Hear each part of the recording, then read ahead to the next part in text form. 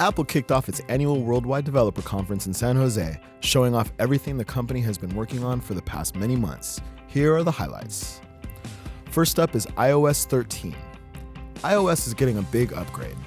App installs are now 50% smaller, and apps will launch twice as fast.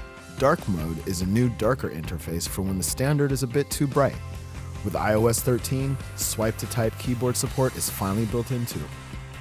Don't want to share your email with every new app you install? Apple built a sign-in solution that lets you log into a service using your Apple account and authenticate using Face ID without needing a password and without sharing your social media information. AirPods can now read incoming messages to you. Audio sharing lets you take the audio from whatever you're listening to and send it to multiple sets of AirPods.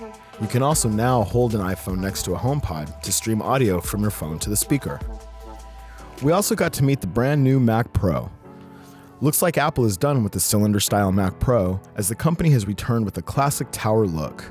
It has support for up to 28-core Intel Xeon processor, up to 1.5 terabytes of system memory, and 8 internal PCI slots, and is said to be as quiet as an iMac Pro. The oh-so-pricey Mac Pro is getting an equally pricey new Pro display. The 32-inch 6K Pro Display XDR will cost $4,999, while the Nano Texture etched version will cost $5,999. The stand isn't included. That'll set you back another $1,000. After Sierra, High Sierra, and Mojave comes macOS Catalina. As rumored, iTunes is dead. Or rather, iTunes is being split up. After 8 years of increasing bloat, iTunes' functionality is being divvied up into 3 new apps: Apple Music, Apple Podcasts, and Apple TV. A new feature called Sidecar turns your iPad into a secondary display for your Mac, complete with Apple Pencil support. Find My Phone and Find My Friends are being combined into one Find My app, which will now also exist as a macOS app. Even if a device is offline, you can search for it using a Bluetooth mesh network made up of all other iOS Mac devices. Macs are getting Activation Lock, which lets you send a signal to effectively brick the device after it's stolen or lost. The operating system that powers the iPad is now known as iPadOS.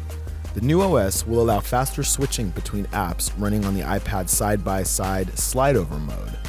The Files app has been overhauled with better browsing modes and iCloud folder sharing, and it now supports external drives and SD cards.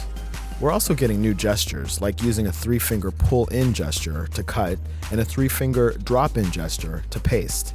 The Apple Pencil latency has also been shaved from 20 milliseconds to 9 milliseconds. Lastly, Apple announced multi-user support for Apple TV.